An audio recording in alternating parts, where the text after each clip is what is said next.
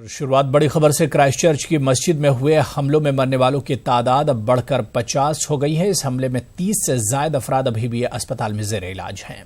जिसमें से 12 अफराद की हालत नाजुक बताई जा रही है। क्राइस्टचर्च अस्पताल के चीफ ग्रेग रॉबर्टसन ने मीडिया से बात करते हुए कहा कि अस्पताल में अभी 34 अफराद जेर इलाज हैं। उन्होंने यह भी कहा कि इन जख्मियों में 12 अफराद की हालत नाजुक है। रॉबर्टसन के मुताबिक मस्जिद में हमले में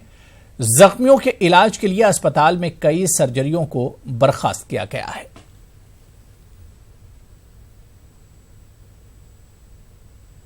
तो उधर इस हमले में जख्मी होने वाले हैदराबाद का नौजवान फराज अहसन की दौरान इलाज मौत हो गई। अहसन का ताल्लुक हैदराबाद से है। फराज की मौत के साथ हमले में जाँ बहक होने वाले हिंदुस्तानियों की तादाद अब 6 हो गई है। दहशतगर्दाना हमलों में 49 अफराद हलाक हुए थे, जिसमें 5 हिंदुस्तानी भी शामिल हैं। हिंदुस्तानी हाई कमीशन ने महलूकीन की जानकारी दी है। हलाक होने वालों में महबूब खोखर, रमीज वोरा, आसिफ वोरा,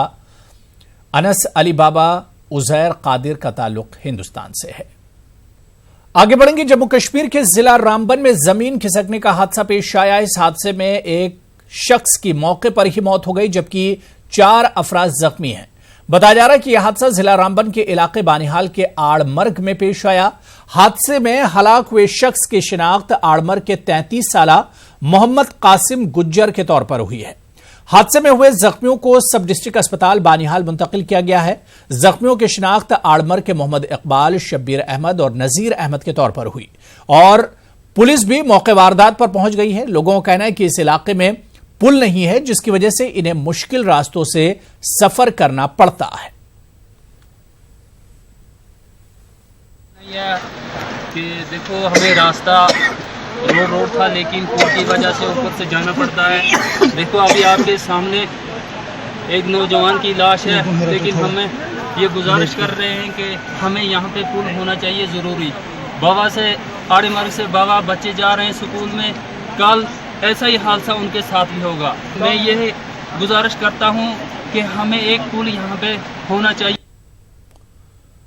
साबिक कश्मीरी IAS शाह फैसल आज अपनी सियासी पार्टी लॉन्च करेंगे। शाह फैसल के पार्टी का नाम Jammu and Kashmir peoples movement है। श्रीनगर के राजबाग में शाह फैसल अपनी सियासी पार्टी लॉन्च करेंगे। बताया जा रहा है कि शाह फैसल आज पार्टी के लॉन्च पर लोकसभा इंतखाबात के लिए तमाम 6 सीटों के लिए उम्मीदवारों के नाम का ऐलान भी करेंगे। आपको बता दें कि शाह फैसल 2010 बैच के UPSC टॉपर रह चुके हैं। हाल ही में उन्होंने IAS से इस्तीफा दे दिया था और मरकज को सख्त तनकीद का निशाना बनाया था। शाह फैसल ने न्यूज़ 18 उर्दू से बात करते हुए कहा कि रियासत में सियासी तब्दीली के लिए नौजवान अहम किरदार अदा कर सकते हैं।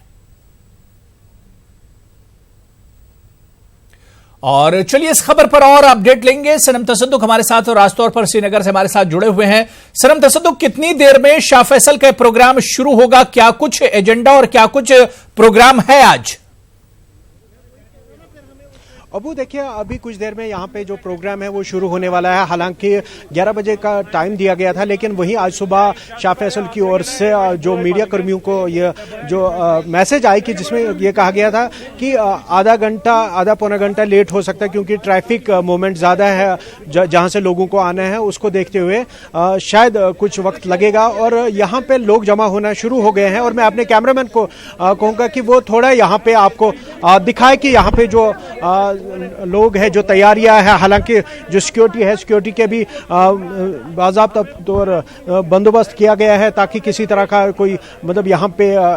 जो अनटूवर्ड इंसिडेंट हो। और वहीं अगर हम बात करें, जो यहाँ पे लोग आए, जो इस रैली में लोग शमूलियत करने के लिए आए, वो भी सिक्योर फील करें और यहाँ पे इस रैली में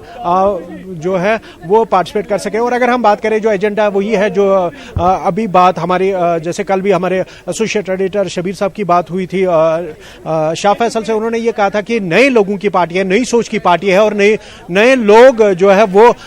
इस यहाँ नई सोच लेके ये पार्टी आ रही है और ये तीनों खितों की तर्जुमानी करेगी ये पार्टी। और वही उन्होंने ये कहा था कि जो यूथ्स है, यूथ्स को ज़्यादा जो है इस पार्टी में पोजीशन दी जाएगी और नए सोच, नए ख्यालात के साथ ये पार्टी आगे बढ़ेगी। और अब ये देखने वाली बात होगी जब अभी कुछ देर में इस पार्टी का ऐलान होगा, जम्मू कश्मीर पीपल्स मूवमेंट नाम की जो ये पार्टी है, इसका जब बाज़ाब्ता लॉन्चिंग होगी, उसके बाद फिर ये देखने वाली बात होगी कि क्या जो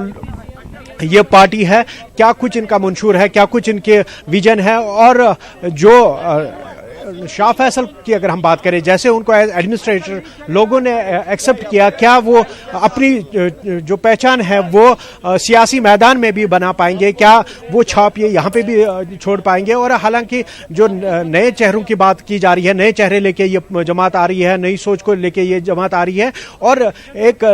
जो ट्रेडिशनल पॉलिटिशियंस है उनकी ये कहा जा रहा है कि उनको ज्यादा जगह नहीं बिल्कुल सनम तसद्दुक, ये तो बड़ा सवाल उठता है कि क्या शाह फैसल अपनी इस नई इनिंग्स में, नई पारी में क्या छाप छोड़ पाएंगे। बड़ा सवाल सनम तसद्दुक यही उठता है कि जम्मू कश्मीर की और खासतौर से कश्मीर की अगर हम बात करते हैं, बहुत सेंसिटिव, बहुत हसास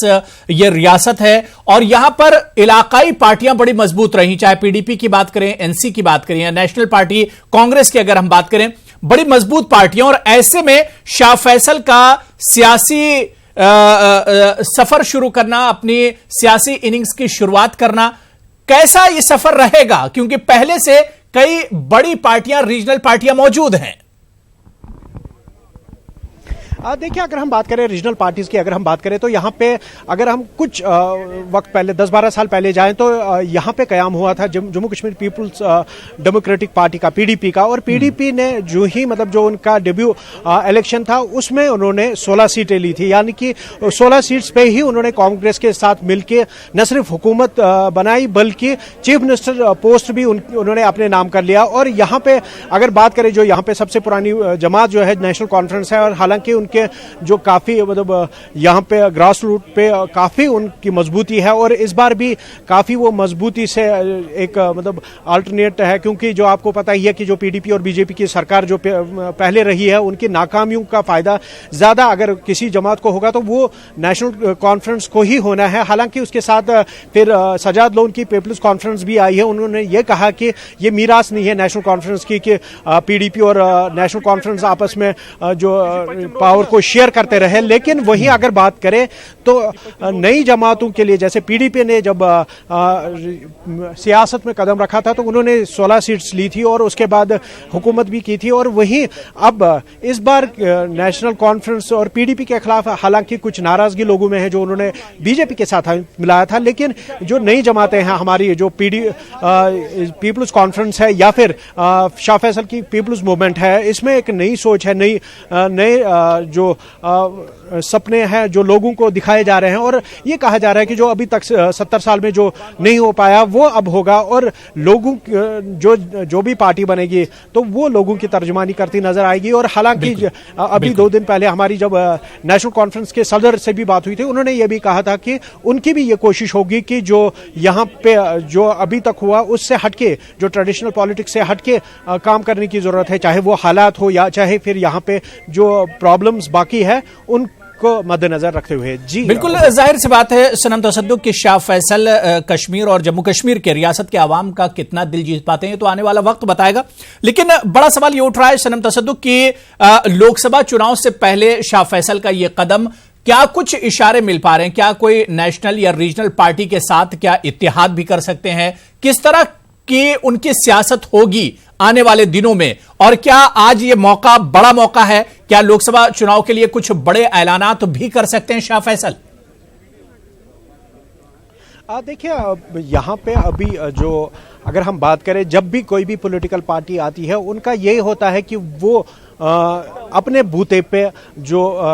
44+ का जो यहाँ पे आंकड़ा है जो सरकार बनाने का है वो हदफ तय खुद करेगा। और लेकिन उसके बाद अगर नंबर्स कम पड़ते हैं, अगर हम बात करें जो पीपल्स कॉन्फ्रेंस ने जब लॉन्चिंग की थी, रिलॉन्चिंग की थी, तो उस टाइम भी उन्होंने ये कहा था कि वो 87 सीट्स पे ही इलेक्शन लड़ेंगे और उनको उम्मीद है कि लोग उनकी जमात को मौका देंगे और उनको